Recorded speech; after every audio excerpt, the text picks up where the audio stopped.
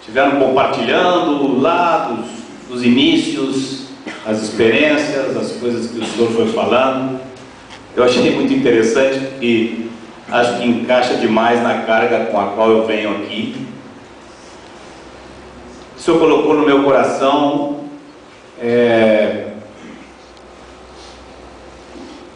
o sentido de nós procurarmos fazer uma avaliação desses 30 anos.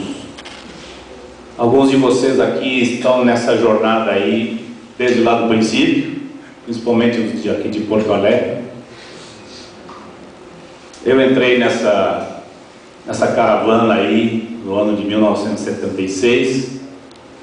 Dei tanto trabalho em 76, 77, 78, que em 79 eles me mandaram para a Bahia. Mas desde então estamos sempre juntos.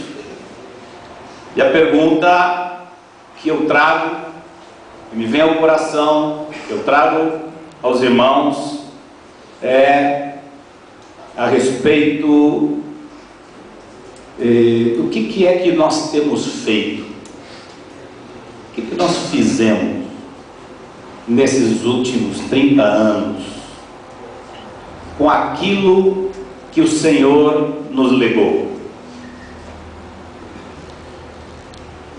O que temos feito com o que o Senhor nos tem dado?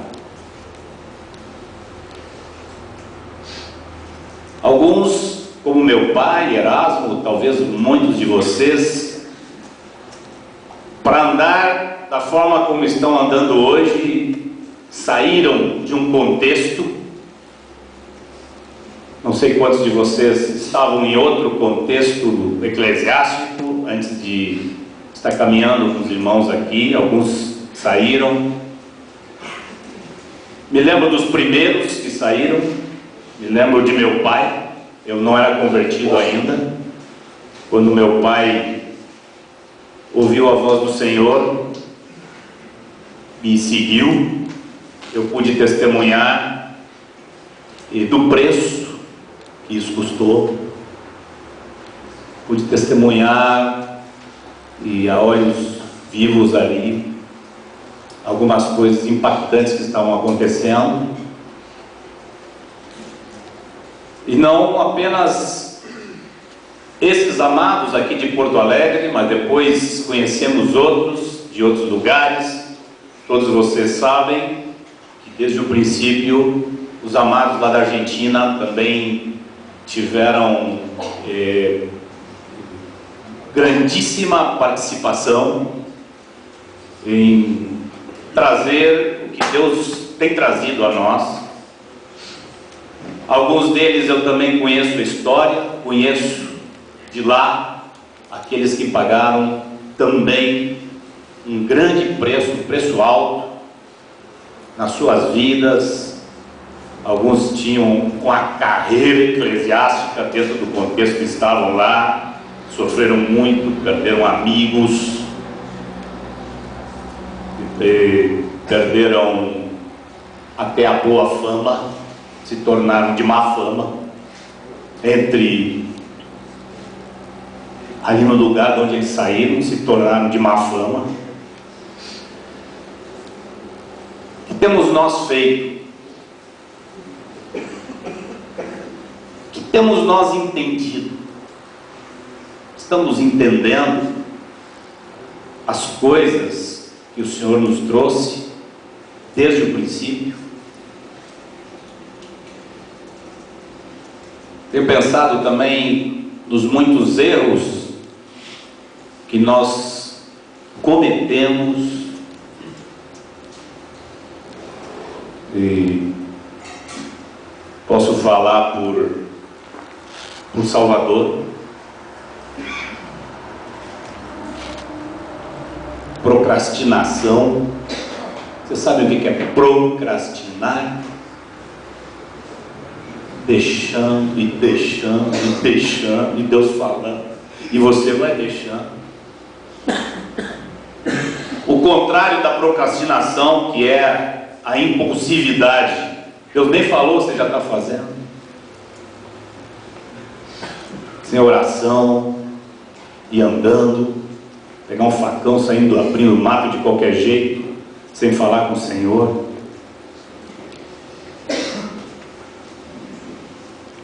Há muita bênção de Deus nesses anos, houve muita bênção.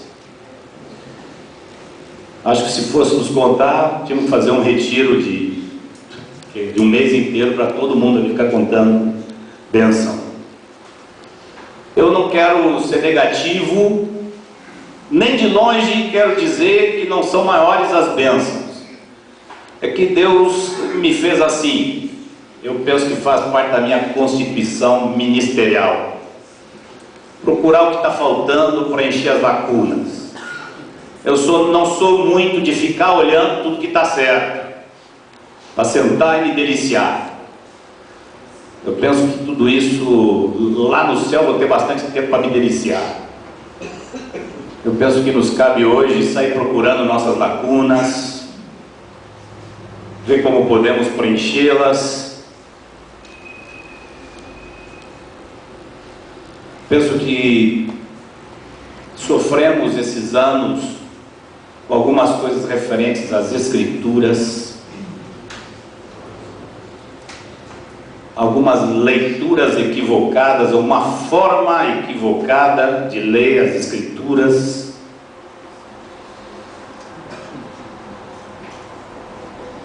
Alguns que saíram de outro contexto, saíram de sob uma teologia com fortes traços humanistas, quando não é, em alguns casos, completamente humanista. Mas facilmente podemos, através de livros, através de tanta coisa que a igreja faz hoje, nós podemos facilmente, sem percebermos, nos colocar de novo debaixo da influência de tanto humanismo que existe na teologia do século XX, da segunda metade do século XX, e agora nesse nosso século. Eu não sei onde é que vai parar, não sei onde é que vai parar esse negócio. Quando eu me converti ao Senhor, me caiu nas mãos o primeiro livrinho que eu acho que eu li, fora a Bíblia, foi aquele livro do Juan Carlos Ortiz sobre o discípulo. E o Juan Carlos falava ali do contraste entre o Evangelho do Reino e o Evangelho das ofertas. Pois eu penso que eu estou com saudade hoje de ver o Evangelho das ofertas, porque aquele Evangelho das ofertas que Juan Carlos Ortiz denunciava era um céu perto desse Evangelho que está aí hoje. Pelo menos, se aquele Evangelho que ele chamava de Evangelho das ofertas, que era centralizado no homem, pelo menos o enfoque era a bênção espiritual, vida eterna, paz com Cristo. O enfoque era muito no homem, mas a bênção era espiritual. Hoje está muito pior do que naquela época. Hoje a bênção nem espiritual é tudo aqui para a terra. É um evangelho centralizado em te dar uma boa vida aqui, como se nós não tivéssemos sido chamados para ser peregrinos. E uma das coisas que eu sinto que nós precisamos avaliar é até que ponto, nesses anos, tradições antigas e tradições que nós mesmos criamos nos atrapalham.